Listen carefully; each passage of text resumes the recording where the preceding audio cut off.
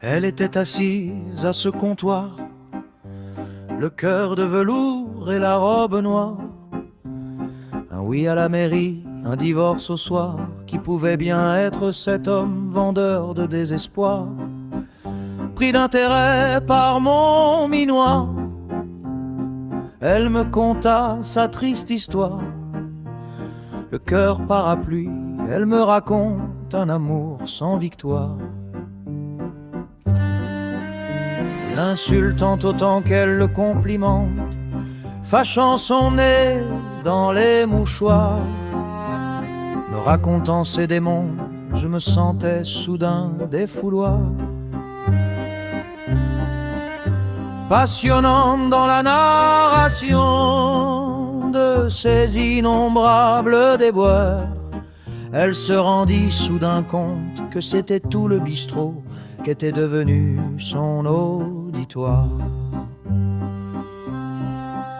Les croquants à la ronde étaient aussi happés par sa beauté que son talent oratoire. Certains lancent les paris qui la séduiraient avant la tombée du soir.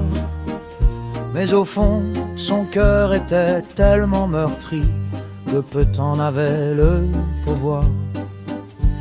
Pris du sentiment qu'elle était devenue bête de foire.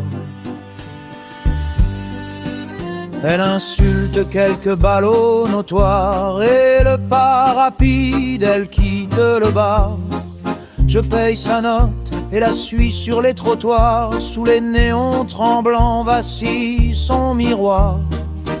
Ses gestes désaccordés racontent un grimoire d'histoires qu'on enferme au fond d'un tiroir.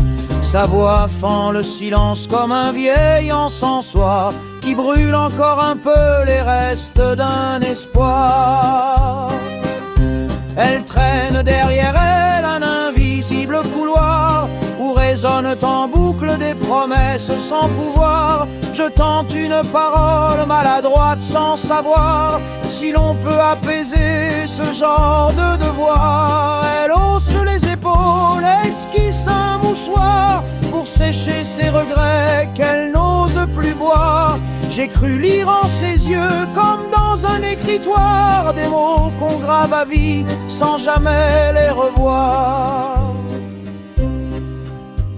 Mais c'était qu'un décor, un vulgaire parloir où l'amour se négocie comme au fond d'un comptoir.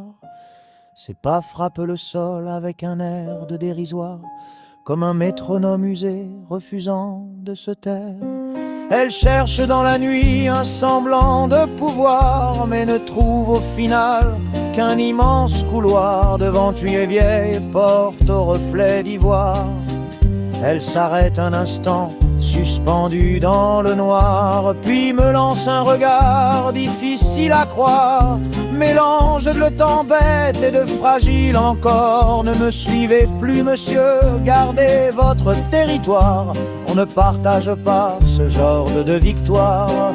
J'ai fait trop de détours, trop couvert de placards pour laisser quelqu'un d'autre écrire mon histoire. Et sans bruit elle s'efface, avalée sans au revoir, comme un secret trop lourd qu'on refuse de savoir, ne laissant dans la rue qu'un parfum dérisoire et le goût d'un instant qu'on ne peut concevoir.